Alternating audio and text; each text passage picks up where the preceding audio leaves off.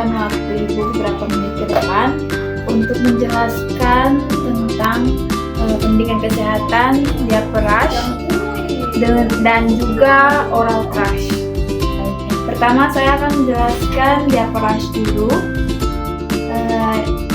Ibu sudah tahu cara mencuci tangan mengangkat? Bila sudah, baik kalau sudah mengetahuinya. Di sini diapers sendiri atau ruang popok adalah peradangan kulit yang terjadi pada area popok. Hampir sebagian besar pada bayi sering mengalami masalah tersebut. Jadi disebabkan karena memakai popok yang masih kotor terus dipakai berlebihan dan keterusan dapat menyebabkan ruang pada area. Kemudian biasa pada ruang popok umumnya dialami oleh bayi yang berusia 4 sampai 15 bulan. Kemudian penyebab dari diapers atau ruang popok itu yang pertama kebersihan yang tidak terjaga, kemudian sering buang air, kemudian bayi sudah mengkonsumsi antibiotik atau bayi yang dapat antibiotik dari air susu ibunya. Kemudian yang kelima, tanda-tanda diapers atau ruang popok yaitu kemerahan pada area kulit yang terkena popok seperti daerah bokong dan juga genitalia bayi sampai dengan selangkangan bayi. Kemudian penata laksanaan dari diapers atau ruang popok tersebut, yang pertama itu sering ganti popok yang basah. Jika popoknya sudah basah atau kotor, diganti ya. Kemudian hindari dengan menggunakan tisu basah karena dapat menambah iritasi. Kemudian yang ketiga, gunakan air bersih untuk membersihkan area popok setiap kali menggantikan popok. Terus dibilas tanpa perlu digosok. Yang keempat, cukup keringkan dengan menepuk kulitnya tanpa digosok karena gosokan yang keras dapat menyebabkan kerusakan pada kulit bayi. Yang kelima, hindari penggunaan popok terlalu kencang. Yang keenam, tidak disarankan menggunakan baby oil atau lotion untuk mengurangi ruang popok. Jadi tidak boleh menggunakan baby oil atau lotion itu ya. Kemudian saya akan menjelaskan tentang pencegahan diapers. Yang pertama itu, pilih jenis popok dari bahan kain yang dapat menyerap keringat.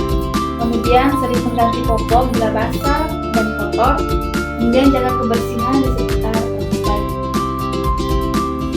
Terus kalau ada keluhan yang berlebihan, sebaiknya ibu langsung saja ke fasilitas kesehatan atau tenaga medis yang terdekat. Itu untuk diapers atau ruang popok. Apakah ibu sudah mengerti? Yang kedua, oral thrush. Sini saya akan mengerti oral thrush atau kandidiasis selaku lendir mulut yang biasanya terjadi pada mukosa dan lidah yang kadang-kadang palatum, gusi serta di lantai mulut itu terjadi di lantai pada mulut. Terus di gusi dan di mulut. Kemudian gejala oral thrush yang pertama itu tampak bercak keputihan pada mulut, kemudian itu seperti bekas susu yang sulit dihilangkan. Yang kedua, bayi kadang-kadang menolak untuk minum atau menyusui. Yang ketiga, mukosa mulut yang sering mengelupas. Kemudian terdapat luka-luka yang banyak pada daerah selaput lendir mulut sampai ke bibir, memutih menyerupai bekuan susu yang melekat bila dihilangkan, dan kemudian dia berdarah. Yang kelima, bila terjadi kronis, maka granula motasus. Yang kelima, bila terjadi kronis, maka terjadi luka atau benjolan-benjolan kecil yang menyerang sejak bayi sampai anak-anak.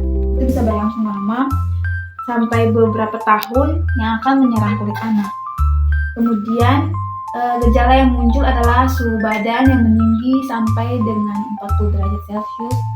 Terus bayi tidak mau makan ataupun menyusui, dia sering memuntahkan makanan yang dimakan, dan dia gelisah terus.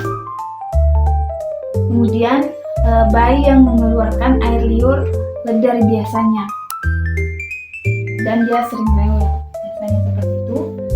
Di sini ada upaya agar oral thrush tidak terjadi pada bayi. Yang pertama, mencuci bersih botol atau dot susu setelah itu diseduh dengan air mendidih atau direbus hingga mendidih jika botol tahan rebus sebelum dipakai.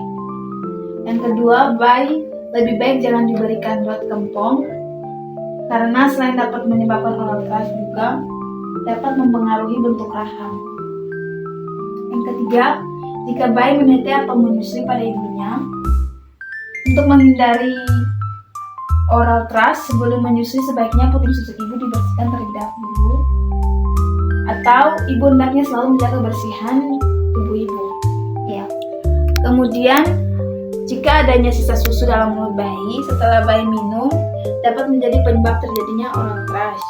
Jika kebetulan ada bakteri dalam mulut, untuk menghindari kejadian tersebut, setiap bayi jika selesai menyusu atau jika selesai minum susu, diberikan 1-2 sendok teh air matang untuk membilas sisa susu yang terdapat pada mulut bayi tersebut.